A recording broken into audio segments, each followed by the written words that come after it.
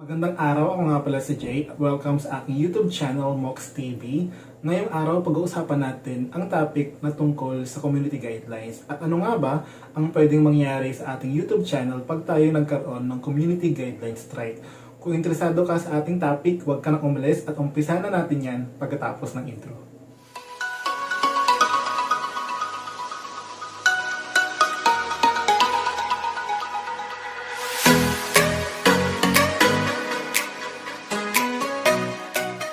Ano nga ba ang community guidelines? Ang community guidelines ay isang patnubay ng YouTube na nagsasabi kung ano ang pwede at hindi pwede sa YouTube. Ito ay nag-apply sa all types of content sa YouTube, including all videos, comments, links, and thumbnails. Narito ang mga categories ng community guidelines ni YouTube. Number 1, spam and deceptive practices. Number 2, sensitive content. Number 3, violent or dangerous content. And number 4, regulated goods. Pag-usapan muna natin ang first category ng community guidelines na YouTube. Ito ay ang spam and deceptive practices. Meron itong 4 na subcategory. Number 1 ay ang fake engagement. Number 2, impersonation. Number 3, links in content. And number 4, spam, deceptive practices, and scams. Ano nga ba ang ibig sabihin ng fake engagement?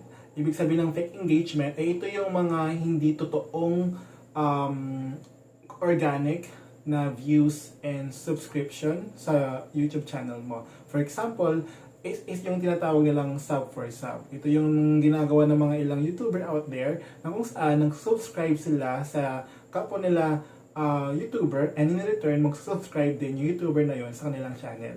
Another example is yung third party boosting services wherein yung mga YouTuber na nag-avail nito ay agad-agad nakakakuha ng maraming views sa kanilang mga YouTube videos, as well makakakuha din sila ng maraming subscribers in a short span of time.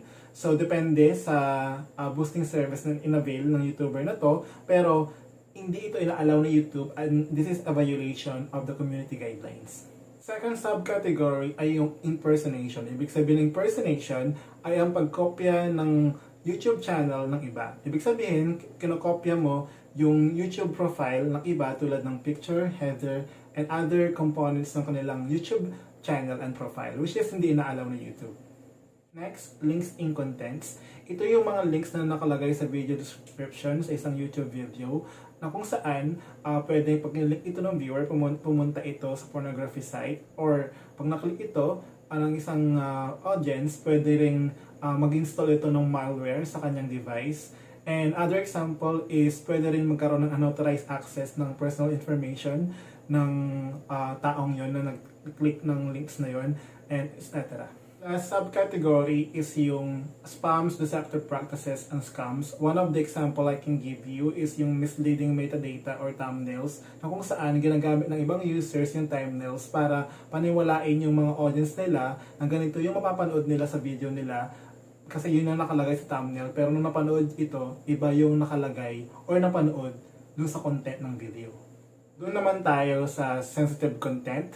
Mayroon din siyang 4 na subcategory. Number 1, child safety. Number 2, custom thumbnails. Number 3, nudity and sexual content.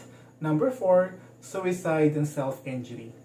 Child safety. So one of the example I can provide to you is the dangerous acts involving minors. This is the content showing minors participating in dangerous act, wherein this provides encouragement sa mga minors na gumawa ng mga dangerous acts wherein this may lead to injury. Thumbnails policy.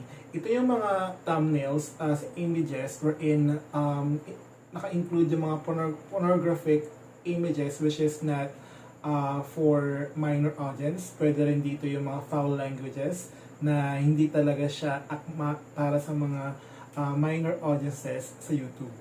Next is nudity and sexual content policies. Ito yung mga content wherein ito yung nagpo-promote na ng sexual gratification. Ito yung mga klase ng mga video na nagpapakita ng mga censored parts ng katawan, which is not good for the minor audience.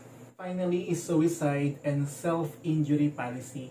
Ito yung mga content na nagpo-promote ng suicide or nagbibigay instructions on how to do suicide, which is hindi na-allow na YouTube under the community guidelines. Our third category is violent and dangerous content, wherein meron itong anim na subcategory. Number 1 is harassment and cyberbullying. Number 2, harmful or dangerous content. Number 3, hate speech. Number 4, violent criminal organizations. Number 5, violent or graphic content. And number 6, COVID-19 misinfo policy. Harassment and cyberbullying policies. One of the example I can provide you is the content which are focused on maliciously insulting an identifiable individual. Next is harmful or dangerous content policies.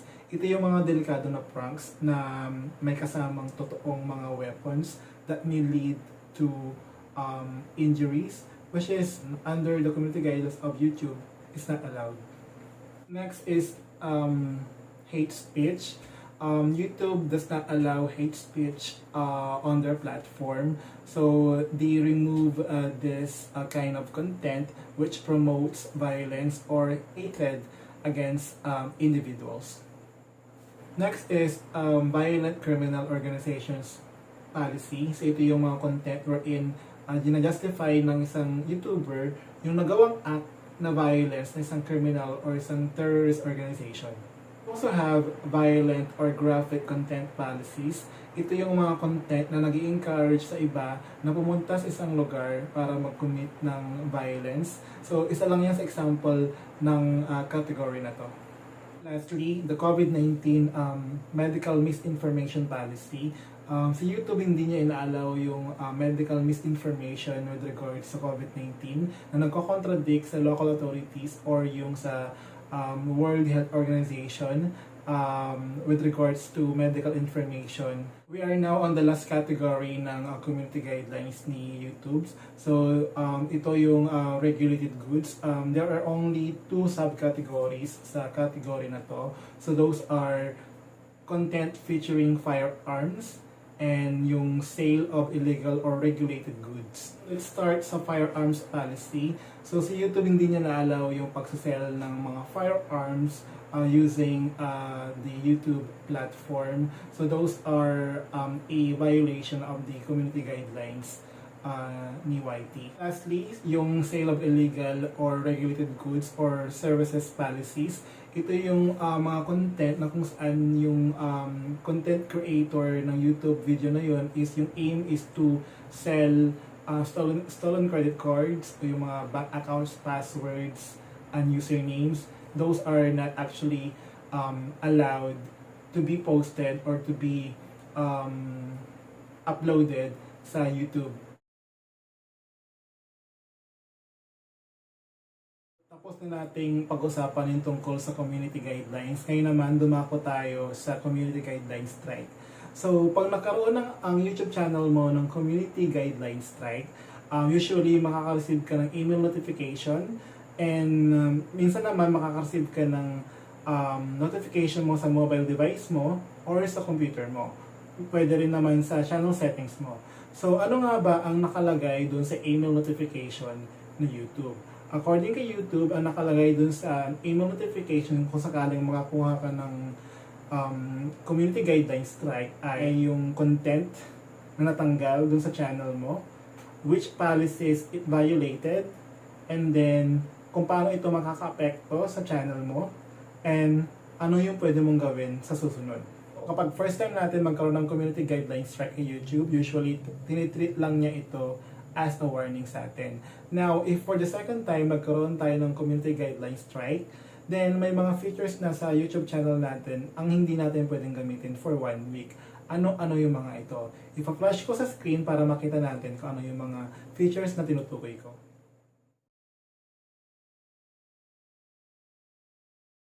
So, yun nga yung mga features na hindi natin pwedeng gamitin for 1 week. Kapag nagkaroon tayo ng community guideline strike. And then yung community guideline strike will stay in our account for good for 90 days from the time na nagkaroon tayo ng community guideline strike. So mag-expire lang ito after 90 days. Now, if within that 90 days period, nagkaroon ulit tayo ng community guideline strike, so mangyayari yung 1 week nang hindi natin magamit yung features sa YouTube account natin, mangyayari magiging 2 weeks yon. Pero yung duration ng community guideline strike for the second time will still be the same for 90 days from the day na nagkaroon ka ng community guideline strike. So for the third strike, parehas pa rin naman yung duration nung third strike na yon for 90 days, pero ma-permanently remove na yung channel natin sa YouTube for that third strike because ulit-ulit na yung strike natin. And then, please note, kahit na-delete mo yung video na yon na community guideline strike ni YouTube, still, yun pa rin yung record kay YouTube. Kasi meron siyang monitoring, kahit na-delete natin yung video na na-strike niya, still, hindi yun mawawala sa record ng YouTube dahil naka-monitor yun. One thing that I need to discuss is pwede tayong mag-submit ng form to appeal dun sa community guideline strike na binigay sa atin ni YouTube. Kung naniniwala ka sa sarili mo na hindi ka dapat ng community guideline strike sa content mo na yun, pwede ka mag-submit ng form para i-review ni YouTube yung content mo na yun kung talaga bang community guideline strike siya. So usually, it'll take hours bago mag-reply si YouTube or minsan days din. So once na-review na siya, then he will provide the result of your appeal dun sa form na sinubmit mo. I will put the link down the description of this video for your information, including yung link kung saan ko kinuha yung mga information na sinabi ko today. There is an update with our YouTube partner program. So if you'll try to go to your YouTube studio, ang usually ang lumalabas lang doon na requirement is 1,000 subscribers and 4,000 watch hour. So now, lumalabas na rin doon yung community guideline strike. So sabi doon sa YouTube, dapat wala kang active community guideline strike or else hindi ka pwedeng mag-apply sa YouTube partner program. So kailangan expired na to or wala ka dapat active na strike para maging eligible ka sa YPP ni YouTube. So, hinabol ko lang kasi muntik ko na makalimutan. So, hanggang dito na lang. Thank you for your time. Bye!